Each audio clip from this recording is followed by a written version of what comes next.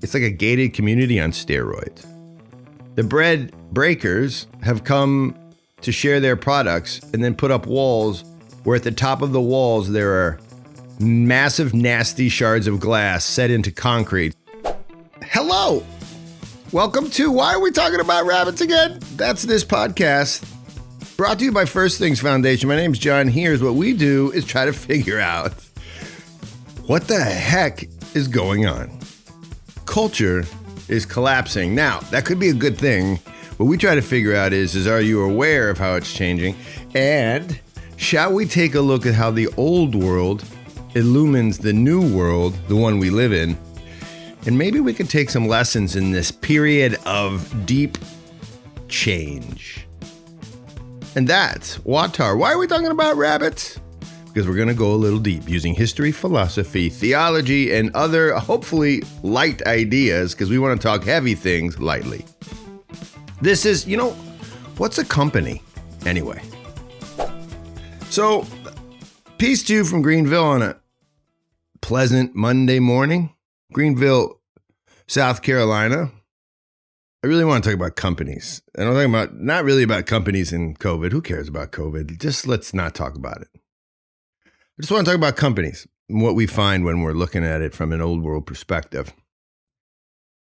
And I think it's kind of interesting. So, did you know today, right now, Nigeria and Angola sell more oil to the United States than Kuwait?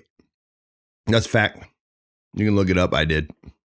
Now, I don't know. Maybe it's not true anymore, like since yesterday or whatever, but it's true. Did you know that as of right now, nearly 80% of all coltan is mined in Africa, 30% of it coming from Mozambique and Rwanda, and a ton of it from war-torn Congo. Did you know that? What's coltan? Well, coltan is the key ingredient in the microcircuitry of cell phones and laptops. It keeps the current flowing in your devices. It's the stuff the new world is made of. Companies like Motorola, Sony, Ericsson, and a whole bunch more, they get nearly all of their coltan from nations that rest far, far below the world's poverty line. Mozambique, in East Africa, is the 4th poorest country in the world, according to Human Rights Watch. The Congo tops the list at number 1. So, if you want to go old school liberal, if you want to go like Noam Chomsky on people right now, you would be like, I feel some multinational exploitation going on. I feel some companies taking advantage of some very poor folks, exploiting their natural resources. Whoa, this feels like colonialism. Are they being exploited? I think the answer to that question is found in the word company.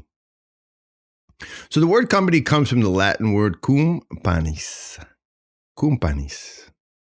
Panis is the word for bread, and cum simply means together with. So our word company literally means together with bread, which makes sense. Of course it makes sense because companies are made up of people. And when they do cum panis correctly, they break bread together. Maybe over lunch or at a conference or perhaps at home after a long day of work with friends. They are bread breakers. Cum panis, well, we're bread breakers. We break bread together. Or at least we should. It makes us human, I think. Cum panis. And speaking of human, real quick, let's talk about health and help. Health and help. You know what they do? They build clinics. Got a great new video out. Go check them out. Health and Help online. H&H. Great new video recruiting doctors to do something like what we do at First Things.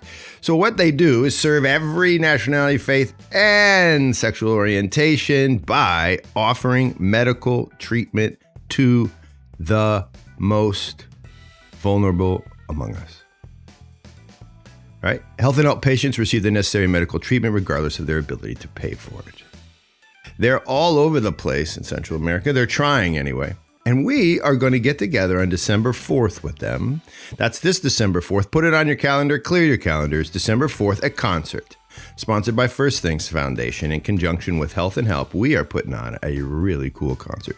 3 bands, jazz singers from Juilliard. We've got a Grammy-nominated guitarist, the Brutus Charles, and we have the band Hilltop coming down from Chicago. And we invite you to come. Clear your calendars, December 4th, Saturday in Naples, Florida. You'll learn more about Health and Help and their amazing mission to go and help people by sending sort of like medical missionaries and First Things Foundation. That's right. Back to the show. Companies. Let's take a look at some of the oldest companies in the world. Just for a second, you want to? Kongo Gumi. Kongo Gumi was established in 578 AD in Osaka, Japan. It's the oldest continually operating company in the world. It's a construction company founded by a Japanese person and commissioned by Prince Shotoku. That's right. And what did they first do? They built Buddhist temples. They're builders. Kongo Gumi was a family-run company for around 1,400 years. It's still a run company. It's just not family run because Takamatsu, a giant mega corporation in Japan, took them over in 2006.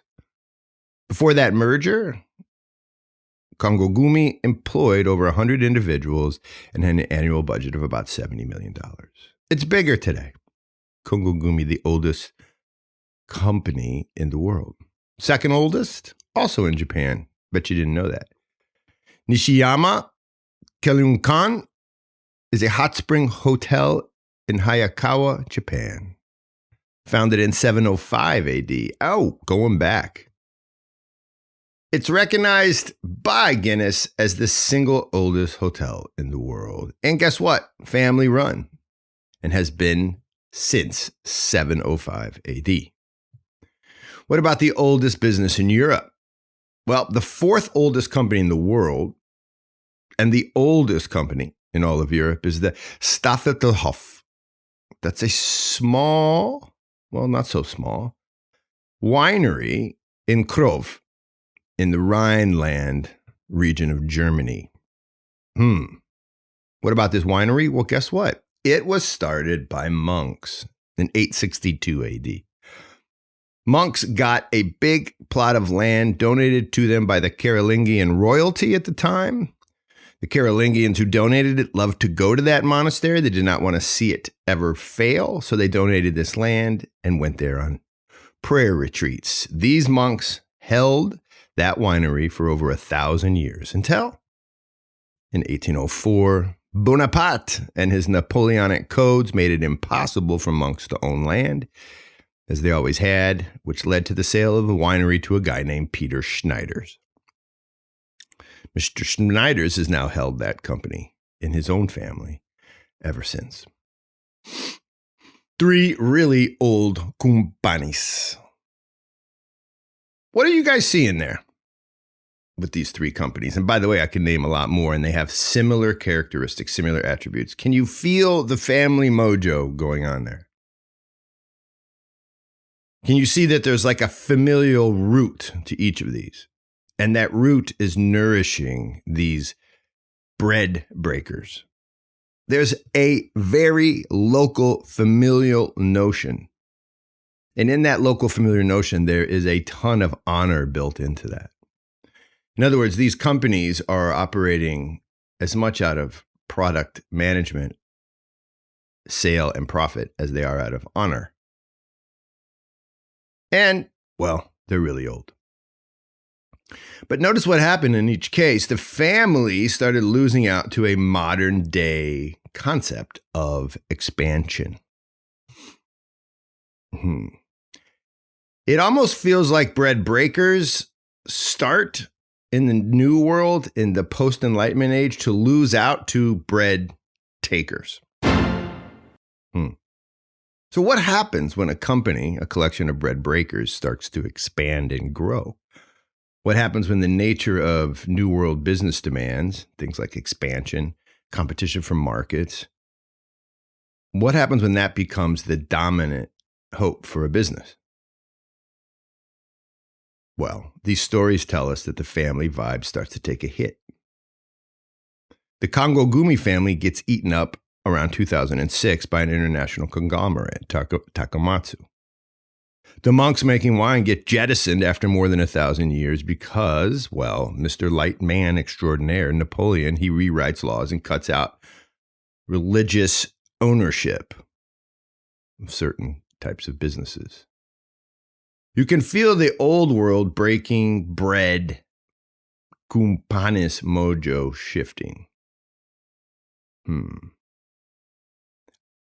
A new reality is being born. One that creates a ton of product delivery and a ton of wealth.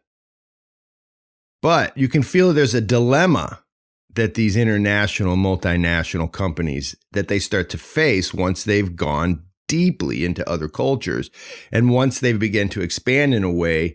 And when there's so many other companies competing for the buyer, you can feel that they're faced with a dilemma. They're faced with an important question. And that question is how do we remain bread breakers while focusing all of our energy on being money makers? Well, one obvious answer is kumpanis. Well, they should be true to themselves.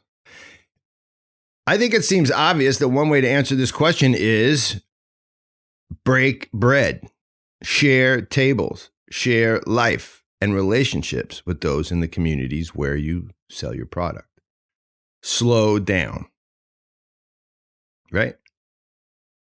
It seems like a kumpanis company, together with bread, a bread breaking company should get adopted by the locals. They should not be adopting the locals. They should not be trying to convince the locals of their product. The locals should be adopting them because you know what? They're something like family. And with that notion, if you're looking online, our producer, Mr. Andrew, will put up some pictures right now. I present to you some pictures from West Africa where some kumpanis, some companies are doing business. Here's a picture of a typical Western businessman's home, a scene from the African street. Yeah. And if you're on the pod, and you're not looking at it on YouTube video, what you see is a wall, and a wall which at the top of the wall has military style barbed wire. The picture you're looking at online is from Kenya. Yeah. It literally looks like they're trying to stop the invasion of barbarian hordes. That is a wall, right, of the home, of the offices of a Western business. I won't say which one in Kenya. Here's another picture from Freetown. This one's hot. This is the top of a wall of a house where the bread breakers have come to share lives with the people they're selling to there in West Africa. And what are you looking at? You're looking at a wall that's got cement at the top, and in the cement is placed shards of broken glass, which you could find in Africa. Shards of broken glass sticking straight into the air, and if anyone's ever visited any of these countries, you know exactly what I'm talking about. Barbed wire, nasty glass shards set in concrete, so if you try to climb up, you get shredded. Modern day moats. Now, I know what everybody's thinking. Well, they're doing that to stay safe. Yeah, maybe.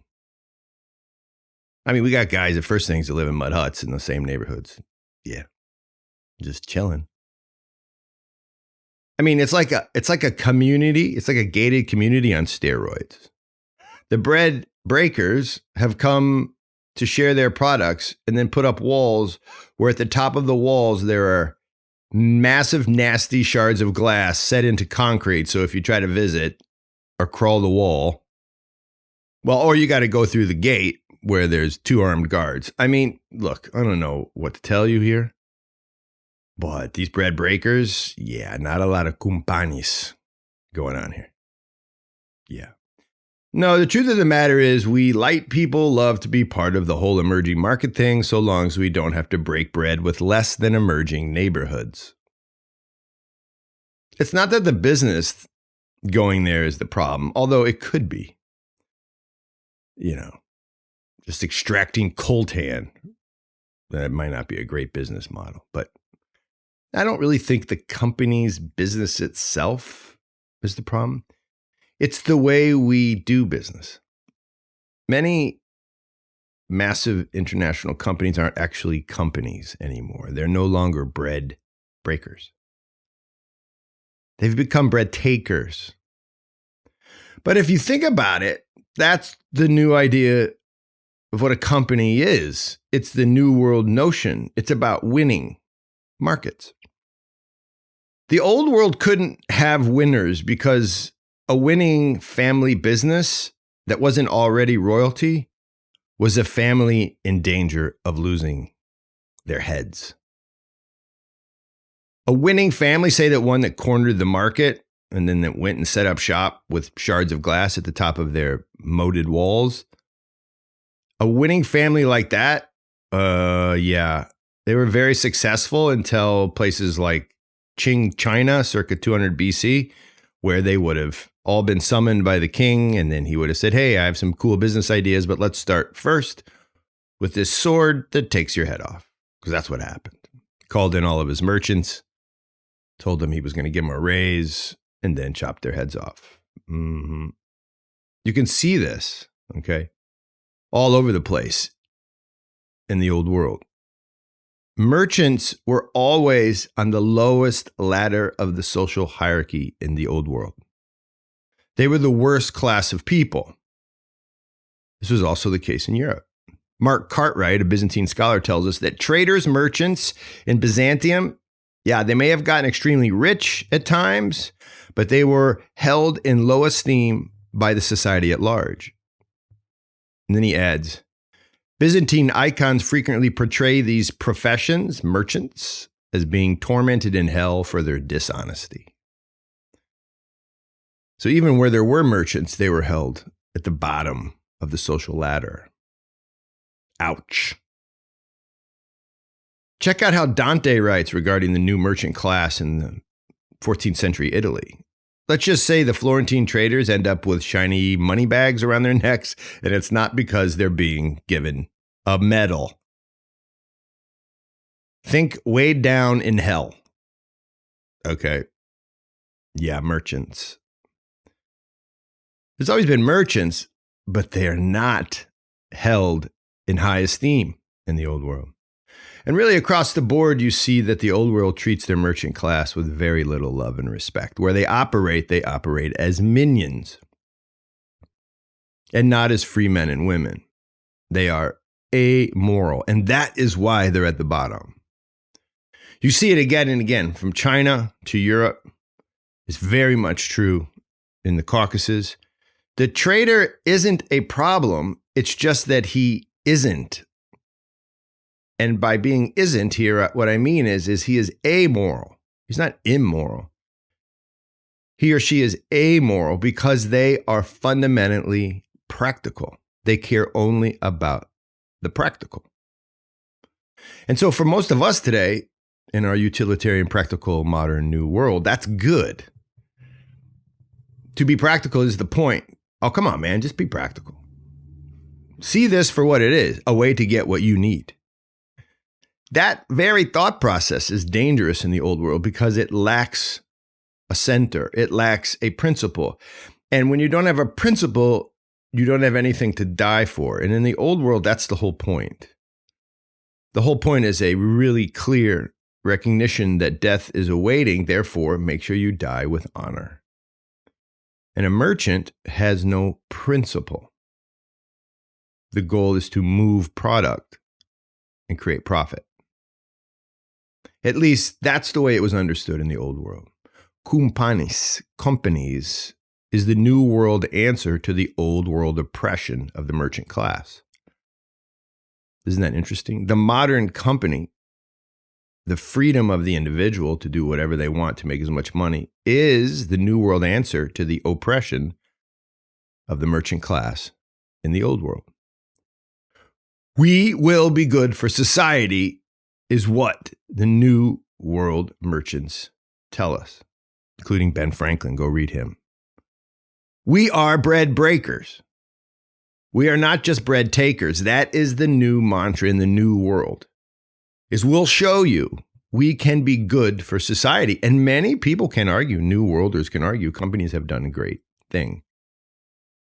And so I guess what has to happen is we must decide, us modern people, us new worlders, what is a companis? What is a company? What is it? How does it balance bread taking and bread breaking? At first things right here, this podcast you're listening to, the people, our work where we send people into the field to basically find bread breakers and then help them develop their ideas and turn them into bread makers, but not lose their bread breaking identity. You know what I'm saying? Keep both. That's what we do. We love the people who try to thread the needle. We love the old world folks who see an opportunity to do something really good. We like people who know that breaking bread leads to making bread, but that the point of making bread is to share it. Companies should give as much as they take. Really, that's the human story. And so at first things, we try to bridge the divide by finding those people and then helping them build their best ideas. And we do that because what else are we supposed to do? I mean, I guess we could bring them an idea of they should all buy First Things Foundation t-shirts and then wear them and then do what we say so that they can make money. I don't like that plan. You know what I mean? We have a great idea. It was developed in Singapore, and we just know it's going to work with you in Burkina Faso. I don't like it. I was just there watching the Chinese extract stuff from Mozambique. No offense. It's not the Chinese. It's Chinese government corporations. Chinese people are, like everybody else, good.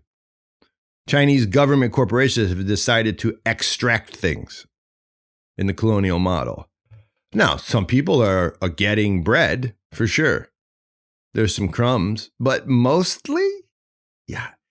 The bread breakers there, those big Chinese government companies, the bread breakers, the companis, yeah, they're mostly taking bread. And it's not good. Yeah, it's not floating all boats higher or whatever, raising all. No, it's not. Sorry, it's not doing that. Companies need to be bread breakers first. Knock down the walls, knock down the barbed wire, risk, I don't know, relationships. And you'll be surprised when you have good ones. Guess what people tend to do? They tend to rob you less. And that means and leads to Gagi Marjos. Let's toast that. Good relationships tend to mean you get robbed less. Gagi Marjos. That means to you the victory. I hope this pod made you think. I hope that you're thinking out there about beautiful things, because guess what? The world's pretty good. It's good to be alive. It's good to have blood in your veins. When I woke up this morning, I thought, it is good. My resurrection this morning was good. I was dead, and now I live. You ever watch someone sleep? Yeah, they're dead. They seem to be dead, and then they're awake. And that's what we should all be thankful for on this particular day. Also throw in some bread breaking, bread taking ideas. Enjoy your day. I hope it's good. Peace from Greenville. Not from this. Hasta luego. Au revoir. A la kataganinka sakanogea was my favorite old Bambara phrase from West Africa. There's other ones to say in Quiche and all kinds of languages, but most of all, have a beautiful day. Gagi Marchos.